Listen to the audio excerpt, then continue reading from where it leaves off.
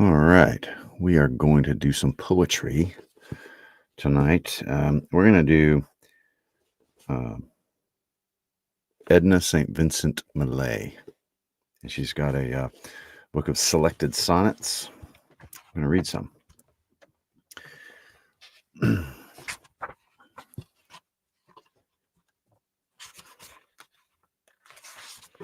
Let's see here.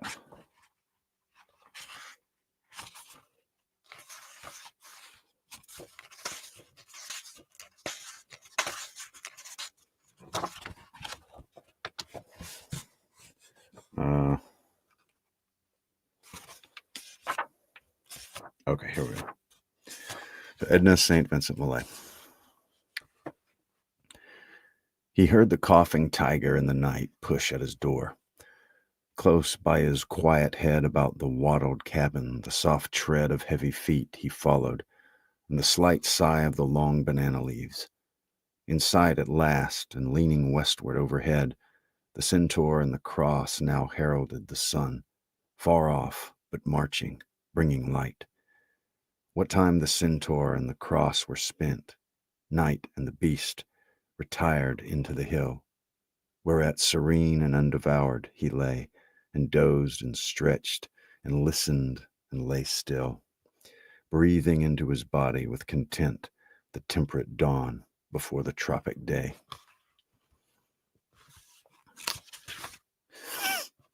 Edna St. Vincent Millay sonnets. So I'm recording a sleep podcast episode, and I haven't done Edna St. Vincent Millay yet.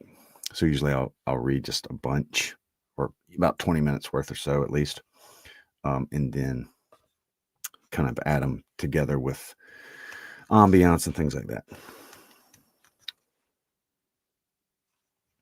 He woke in terror to a sky more bright than middle day. He heard the sick earth groan, and ran to see the lazy smoking cone of the fire mountain, friendly to his sight, as his wife's hand gone strange and full of fright. Over his fleeing shoulder it was shown, rolling its pitchy lake of scalding stone upon his house that had no feel for flight. Where did he weep? Where did he sit him down in sorrow with his head between his knees? Where said the race of men, "Here let me drown, here let me die of hunger, let me freeze"? By nightfall he has built another town, this boiling pot, this clearing in the trees.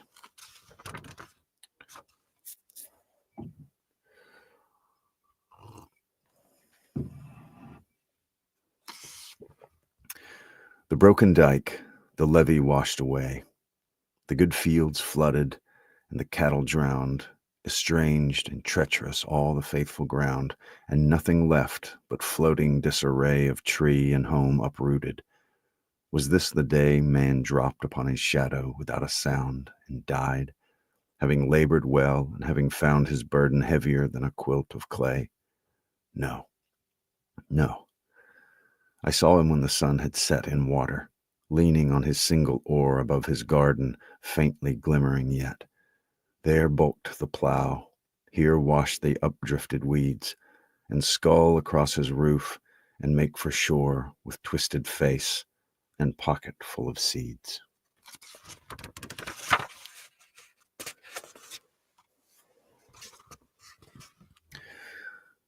Sweeter was loss than silver coins to spend. Sweeter was famine than the belly filled. Better than blood in the vein was the blood spilled. Better than corn and healthy flocks to tend, and a tight roof and acres without end was the barn burned and the mild creatures killed, and the aging fast and back and the back aging fast and all to build. For then it was his neighbor was his friend. Then for a moment the averted eye was turned upon him with benignant beam. Defiance faltered, and derision slept. He saw as in not unhappy dream the kindly heads against the horrid sky, and scowled, and cleared his throat, and spat, and wept.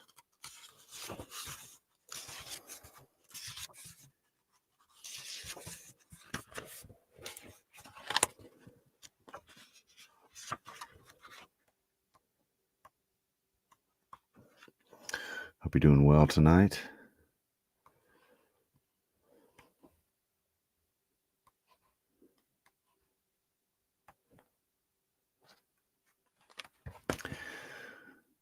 The heart once broken is a heart no more, and is absolved from all a heart must be.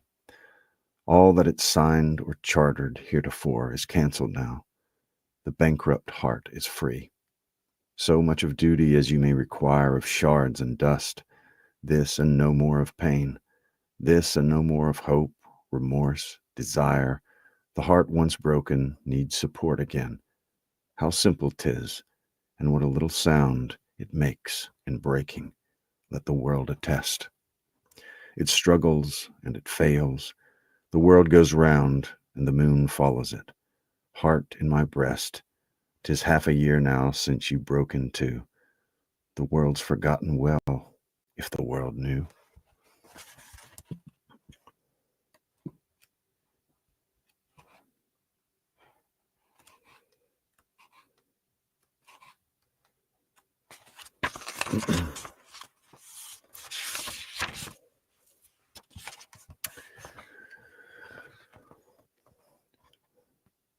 Love is not all. It is not meat, nor drink, nor slumber, nor a roof against the rain, nor yet a floating spar to men that sink and rise, and sink and rise and sink again. Love cannot fill the thickened lung with breath, nor clean the blood, nor set the fractured bone. Yet many a man is making friends with death, even as I speak, for lack of love alone.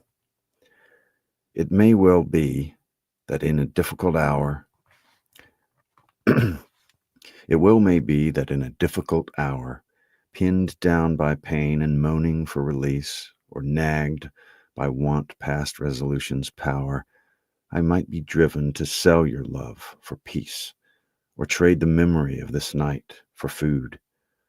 It well may be. I do not think I would.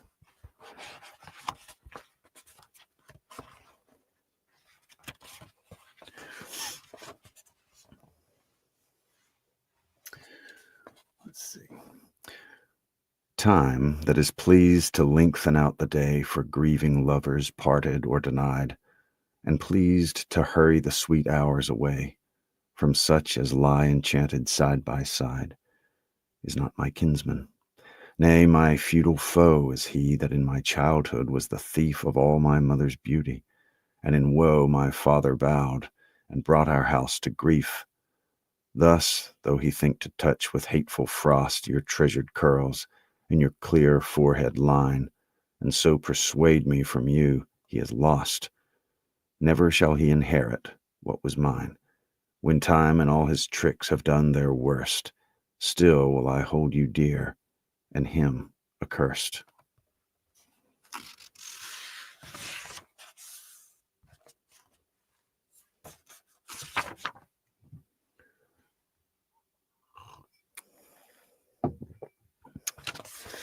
Edna St. Vincent Millay, Collected Sonnets. I like getting these. A lot of times I go to used bookstores and stuff. And I get some of the best stuff for $2 or $3, and nobody cares about the stuff anymore. And there's just such good poetry and literature and stuff in a lot of these $2 specials. Sorrowful dreams remembered after waking shadow with dolor all the candid day. Even as I read, the silly tears outbreaking splash on my hands and shut the page away. Grief at the root, a dark and secret dolor, harder to bear than wind and weather grief, clutching the rose, draining its cheek of color, drying the bud, curling the opened leaf. Deep is the pond, although the edge be shallow, frank in the sun, revealing fish and stone, climbing ashore to turtle head and mallow. Black at the center beats a heart unknown. Desolate dreams pursue me out of sleep. Weeping I wake, waking I weep, I weep.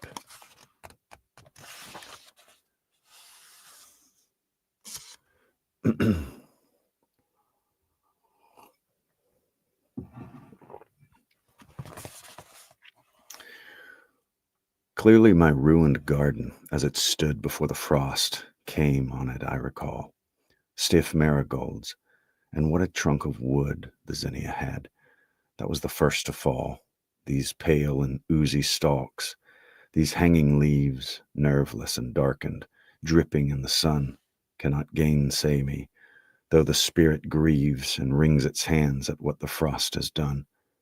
If in a widening silence you should guess, I read the moment with recording eyes, taking your love and all your loveliness into a listening body, hushed of sighs. Though summer's rife and the warm rose in season, rebuke me not. I have a winter reason.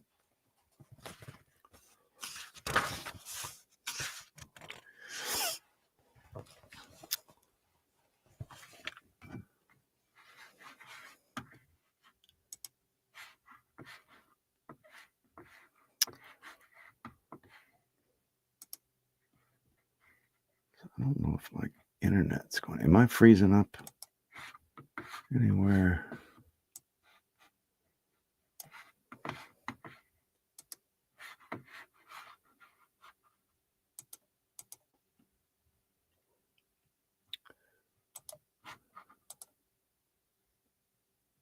Okay, good deal. What's going on, Stormy?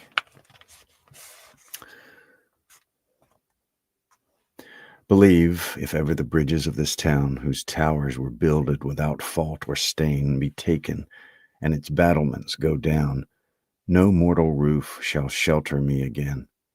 I shall not prop a branch against a bough to hide me from the whipping east or north, nor tease to flame a heap of sticks, who now am warmed by all the wonders of the earth. Do you take ship unto some happier shore in such event, and have no thought for me? I shall remain, to share the ruinous floor with roofs that once were seen far out at sea, to cheer a mouldering army on the march, and beg from spectres by a broken arch.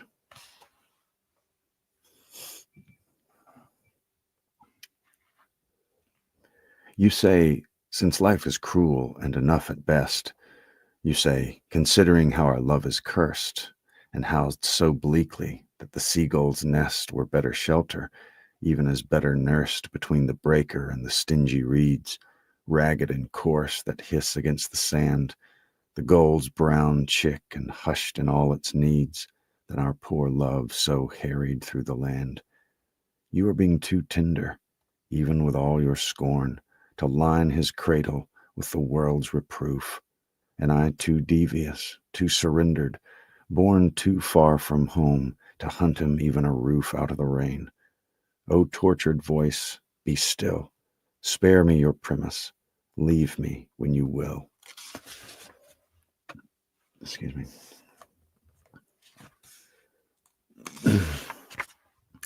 You loved me not at all, but let it go. I loved you more than life, but let it be.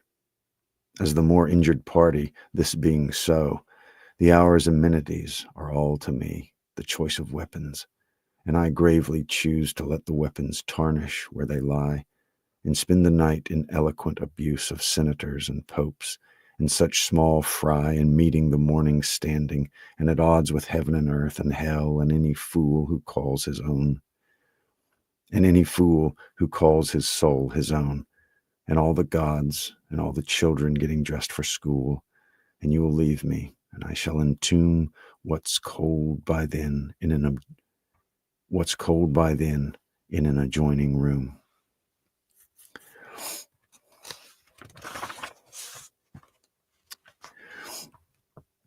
I said in the beginning, did I not, prophetic of the end, though unaware how light you took me, ignorant that you thought I spoke to see my breath upon the air. If you walk east at daybreak from the town to the cliff's foot, by climbing steadily, you cling at noon whence there is no way down, but go toppling backward to the sea, and not for birds, nor birds' eggs, so they say, but for a flower that in these fissures grows. Forms have been seen to move throughout the day skyward, but what its name is, no one knows. 'Tis said you find beside them on the sand. 'Tis said you find them beside them on the sand, this flower relinquished by the broken hand.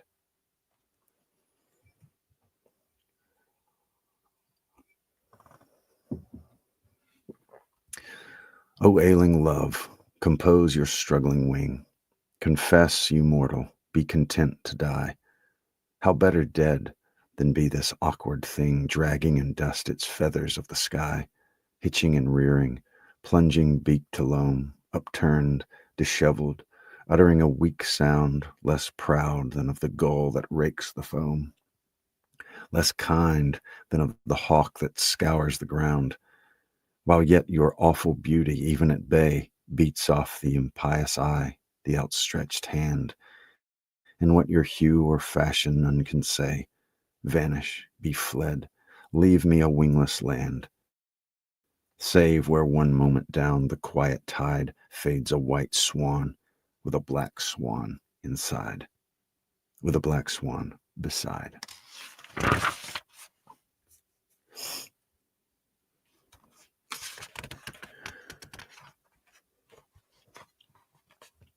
Summer, be seen no more within this wood, nor you, red autumn, down its paths appear. Let no more the false mitre-wort intrude, nor the dwarf cornel, nor the gentian here. You be too absent, unavailing spring. You too be absent, unavailing spring, nor let those thrushes with that pain conspire from out this wood their wild arpeggios fling, shaking the nerves with memory and desire. Only that season which is no man's friend, you surly winter, in this wood be found. Freeze up the year, with sleet these branches bend, though rasps the locusts in the field around. Now darkened sky, now shrieking blizzard blow. Farewell, sweet bank, be blotted out with snow.